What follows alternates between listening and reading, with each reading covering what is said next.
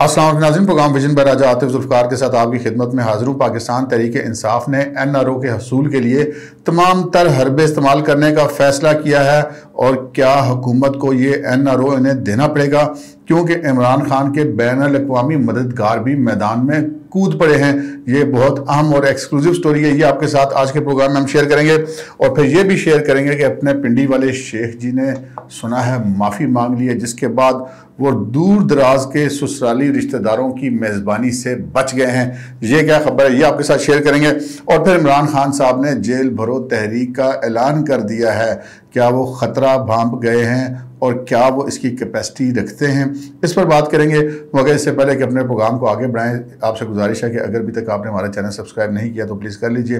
साथ ही bell icon भी दबा दीजिए ताकि जो ही हमारा कोई नया प्रोग्राम अपलोड होता है तो उसका नोटिफिकेशन फौरी तौर पर आपको मौसूल हो सके। प्रोग्राम का बाकायदा आगाज़ करते हैं जनाब शेख रशीद अहमद साहब से। शेख रशीद अहमद साहब जो भी बड़के मारा करते थे कि हथकड़ी मेरा जेवर है और जेल मेरी ससुराल है, लेकिन जो 2 दिन का जिस्मानी रिमांड है उसने शेख रशीद अहमद की मोराल की ऐसी की तैसी करके रख दी है। ये एक ओपन सीक्रेट हो गया। आज भी एक वाक़या पेश आया कि जब उनको वापस ले जाया जा रहा था अदालत में पेश करने के बाद, तो वो सीढ़ियों से उतरते हुए उनको एक धक्का लगा और वो आगे से एक पुलिस वाले ने उनको थाम लिया ताकि वो गिरे ना। तो शेख साहब उसकी यानी कि सीने में सर रख के रोने लग पड़े। ये वही शेख रशीद अहमद साहब हैं जो मैंने आपसे अर्ज़ किया कि वो जेल को ससुराल कहा जाता था और उनकी पूरी कोशिश है कि वो ससुराल जाने से बचें। लेकिन बहरहाल आज उनको ससुराल का फेरा लग गया है, क्योंकि आज अदालत ने उनको ससुराल भेजने का फ़ैसला किया है, यानी कि जुडिशल रिमांड पर उनको जेल भेज दिया है।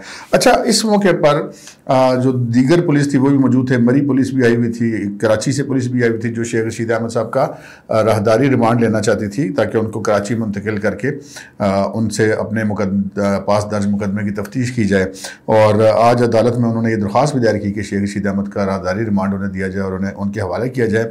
लेकिन उसके ऊपर वकला ने अपने दलाइल मुकम्मल किए। उसके बाद अदालत ने अपना फ़ैसला महफूज किया और उसके बाद उनको जिस्मानी रिमांड पर यानी कि राहदारी रिमांड जो है उनका वो देने से इनकार कर दिया गया। अच्छा, ये बतौर कोर्ट रिपोर्टर एक मेरे लिए बड़ी हैरत की बात है, क्योंकि अगर किसी भी जगह पे किसी भी शख्स के ख़िलाफ़ कोई मुकदमा दर्ज होता है और वो किसी दूसरे शहर से आकर उसको गिरफ़्तार करते हैं तो गिरफ़्तारी भी जो है कानूनी प्रोसीजर है और राहदारी रिमांड भी एक कानूनी प्रोसीजर है, जिसके बाद मुतलका मुलज़म को उस मुतलका अदालत में पेश करके वहाँ से उसका जो फिज़िकल रिमांड लिया जाता है या वो जुडिशल रिमांड पर जेल चला जाता है, जो भी है।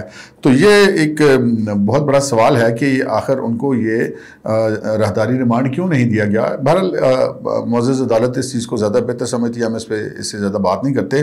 लेकिन अंदर की खबर कुछ और है जनाब। अंदर की खबर हमें जो हमारे ज़राए ने बताई है वो ये बताइए कि जनाब शेख साहब जो हैं वो अब टूट गए हैं अंदर से, और 2 दिन के रिमांड में ही उनकी से कहते हैं कि सारी गलतफहमियाँ दूर हो गई। वही शेख साहब आपको पता है गेट नंबर 4 के वो जिसे कहते हैं अपने आप को चपरासी के लाने में बड़ी फ़ख्र महसूस किया करते थे और अब भी करते हैं। लेकिन ऐसा ज़िंदगी में उनके साथ पहली बार हुआ है कि उनको रेस्क्यू नहीं किया गया, क्योंकि गेट नंबर 4 पे ना सिर्फ ताला लग गया बल्कि उसमें एल्फी भी डाल दी गई है। तो ये शेख साहब के लिए पहला मौका था कि वो जो ससुराल और हथकड़ियों का जेवर जिस ज़ोम पर वो बात किया करते थे वो ज़ोम अब बाकी नहीं रहा, यानी कि जिस किले पर भैंस का जोर था वो किला ही नहीं रहा। तो फिर शेख साहब के साथ फिर यही होना था कि शेख साहब ने वो सिस्कियाँ ही लेनी थी पुलिस वालों के उसमें सीने पे रख के। ये वही शेख रशीद अहमद साहब हैं जो गिरफ्तारी के फ़ौरन बाद SHO को धमकियाँ भी दे रहे थे मौके पर, जब उनको कहा जाता है कि आप गाड़ी में बैठें, और वो धक्के भी मारते धमकियाँ देते, वही अब उन्हीं पुलिस वालों के साथ लग के रो रहे हैं। खैर, हमें शेख साहब से हमदर्दी है और हम नहीं चाहते कि शेख साहब जो हैं वो सियासतदान है, गिरफ्तारियाँ सियासतदानों के लिए मामूल की बात होती हैं, लेकिन बहरहाल किसी गिरफ्तारियों की हिमायत नहीं करनी चाहिए एक असूली तौर पर। और शेख साहब को भी थोड़ा ख्याल करना चाहिए कि जनाब आप किसको गालियाँ दे रहे हैं। आपको एक बड़ी दिलचस्प बात बताऊँ, शेख साहब को जिस जगह से गिरफ्तार किया गया ना वो चौकी त्रेट मरी का इलाका है, यानी कि आप 12 को इस्लामाबाद से निकले मरी की तरफ तो राइट साइड पे एक हाउसिंग सोसाइटी है, उसमें शेख साहब का एक घर है, वहाँ से उनको गिरफ्तार किया गया था। इस्लामाबाद पुलिस ने वहाँ से जाके किया था।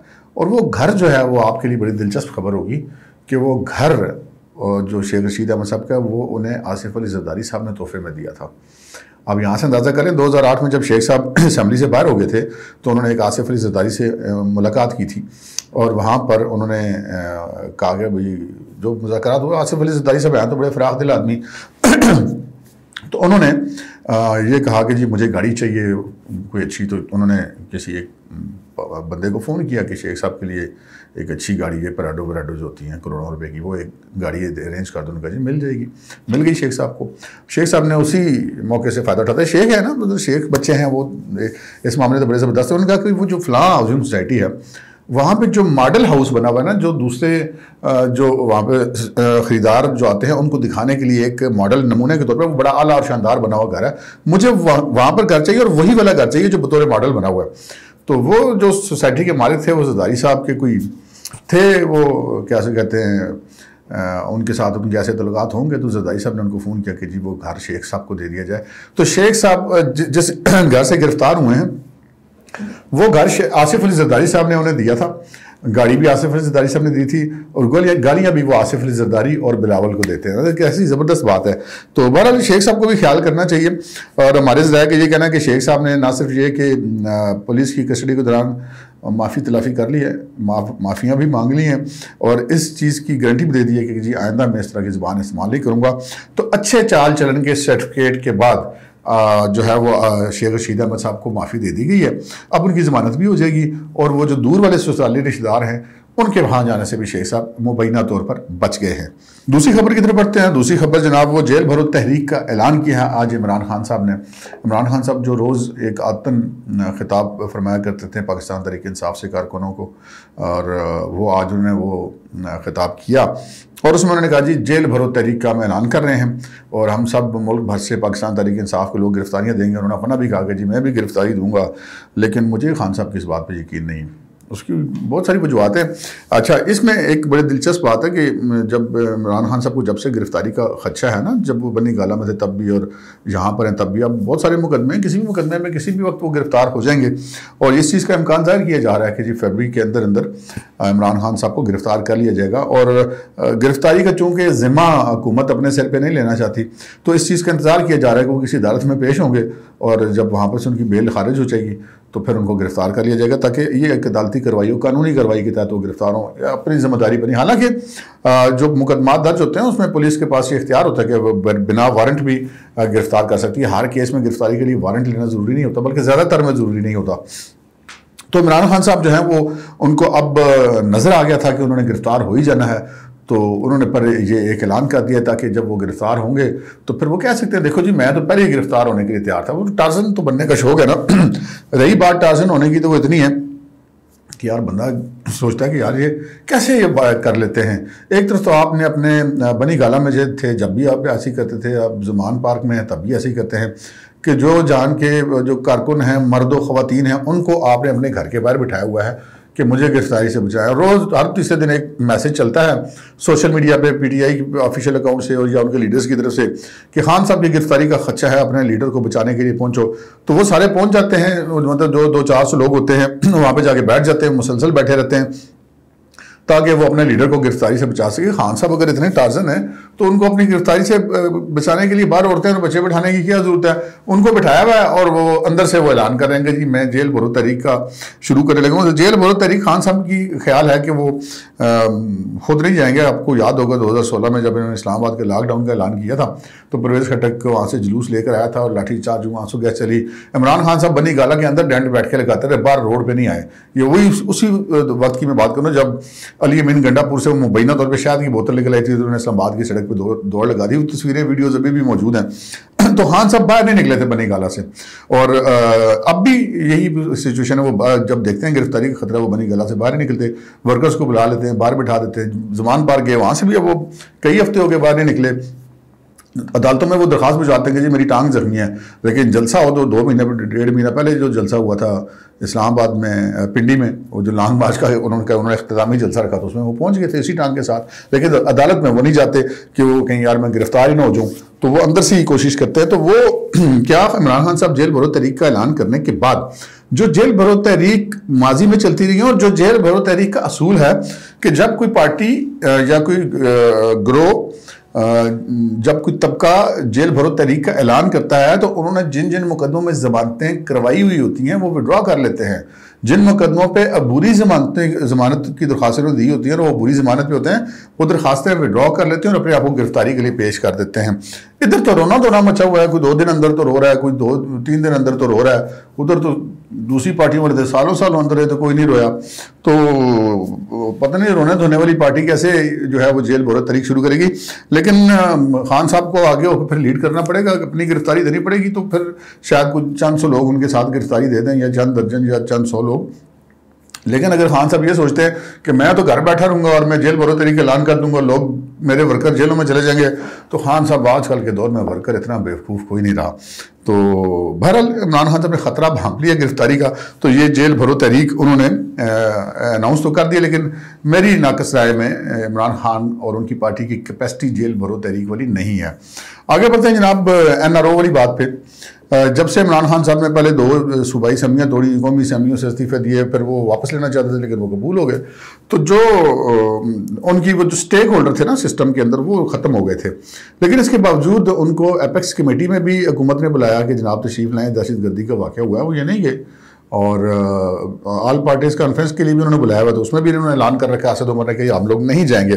اچھا, وہ جو ایپیکس کمیٹی کے اجلاس میں یہ نہیں گئے, اس میں وہ جو شوکت پراسد صاحب ہیں جو ان کے سابق وزیر اطلاعات تھے KP کے, انہوں نے ایک پریس کانفرنس کی تھی کل, اور اس میں نے کہا تھا کہ جی یہ ہم سے کہتے ہیں کہ 471 ارب روپے کا حساب دیا جائے جو کہ KP حکومت کو ملے تھے دہشت گردی سے نمٹنے کے لیے, تو یہ ہم تو وہ حساب ہم سے کیوں مانگا جا رہا ہے, ہم تو وہ حساب نہیں دیں گے. حیرت کی بات ہے, مطلب آپ کہتے ہیں کہ آپ کو پیسے بھی دے دیے جائیں 471 ارب روپیہ دہشت گردی سے نمٹنے کے لیے, اور سچویشن یہ ہے کہ KP پولیس جو 10 سال سے آپ کے انڈر ہے, جس کو آپ استعمال کرتے ہیں کبھی وفاق پر چڑھائی کے لیے, کبھی عمران خان کی حفاظت کے لیے, کبھی اسکواڈ کے لیے, کبھی رینجرز کے اوپر بھی آپ پولیس سے شیلنگ کروا دیتے ہیں, تو اسی پولیس کو آپ نے اسلحہ اپڈیٹ نہیں کیا, آپ نے ان کی ٹریننگ اپڈیٹ نہیں کی, تو 471 ارب روپے کہاں گئے؟ یہ تو حق میں جانب وفاق یا کوئی بھی شہری بھی یہ پوچھنے کا حق رکھتا ہے پاکستان تحریک انصاف سے, یا ایون کسی سے بھی, کسی بھی حکومت سے پوچھنے کا یہ حق رکھتے ہیں. تو وہ بہرحال انہوں نے کہا کہ جی یہ بیسکلی ایک NRO لینے کی کوشش تھی کہ اگر ہم سے حساب نہ لینے کی ضمانت دی جائے تو ہم اجلاس میں آئیں گے. سیدھی سی بات ہے جی, 2 اور 2 4 کی اس میں اتنی لمبی چوڑی سائنس نہیں ہے. اور پھر جو معاملہ ہے اب وہ جو آل پارٹیز کانفرنس ہے اس میں ایک آ جائے, ایک طرف تو ہمارے خلاف گرفتاریاں اور یہ مقدمے, اور اوپر سے ہمیں آل پارٹیز کانفرنس میں بلایا جا رہا ہے. تو بھائی جان آل پارٹیز کانفرنس میں تو ان کو بلایا جا رہا ہے کہ یار آپ نیشنل لیول کے اوپر آپ ایک سٹیک ہولڈر کے طور پہ آپ رہیں, آپ ملک کے ساتھ ایک معاملہ ہے دہشت گردی کا, اس میں آپ بھی شریک ہوں. لیکن اب یہ اس میں کیا چاہتے ہیں, اب برائی طور پہ 2 ان کی خواہشات ہیں جی, میں آپ کو اندر کی خبر بتاتا ہوں. ایک تو خواہش ان کی یہ ہے کہ ہمیں اس چیز کی گارنٹی ملے کہ آئندہ ہمارے خلاف مقدمے درج نہیں ہوں گے اور گرفتاریاں نہیں ہوں گی, مطلب NRO لینا چاہتے ہیں. دوسری ان کو یہ ہے کہ یہ جو بڑے پیغامات خان صاحب نے بھیجے, کبھی عارف علوی کے تھرو, کبھی پرویز الہی کے تھرو, عارف علوی بیچارہ تو پیغام دے دے کہ ڈاکیہ ہی بن گیا, تو ہر دفعہ نہ ہوئی.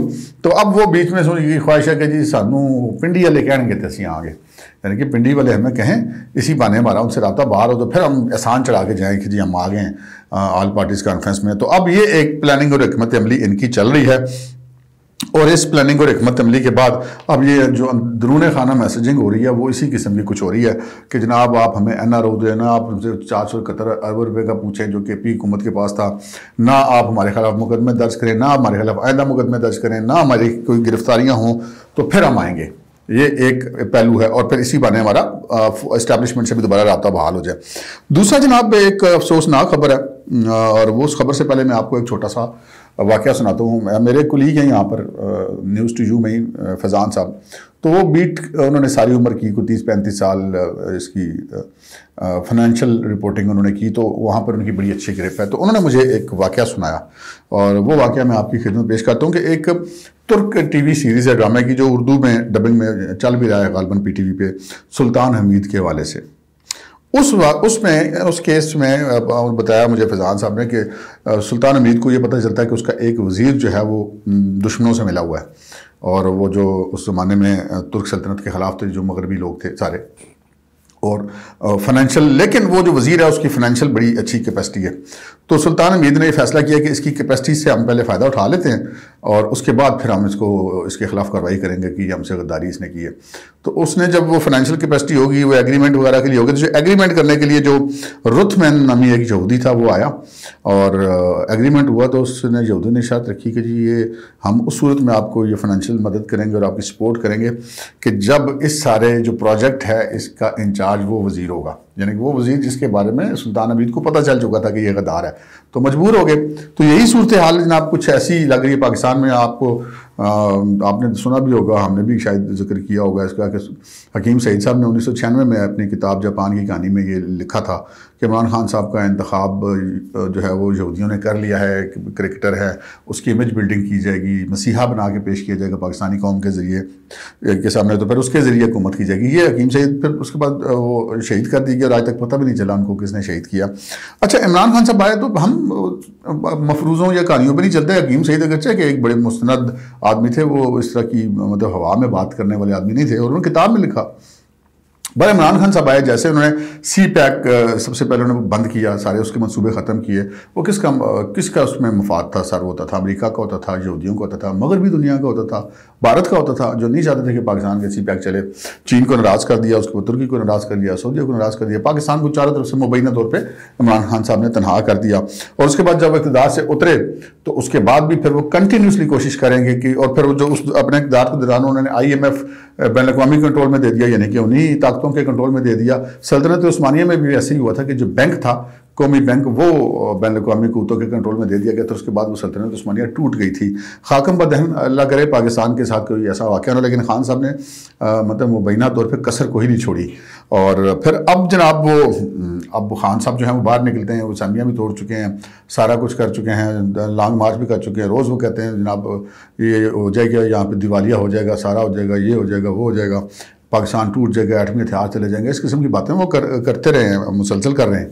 تو اب جناب ذرائع نے بتایا کہ جو IMF کا وفد پاکستان آیا ہے، اس نے پاکستان کی گردن پہ پاؤں رکھا ہوا ہے. اس لیے رکھا ہوا کہ عمران خان صاحب نے دستخط کر کے دیے ہیں اس کے اوپر کہ جناب یہ وہ تو بطور وزیر اعظم کر کے دیے تھے. تو پھر حکومت تو کوئی بھی اس کو وہ عمل کرنا پڑتا.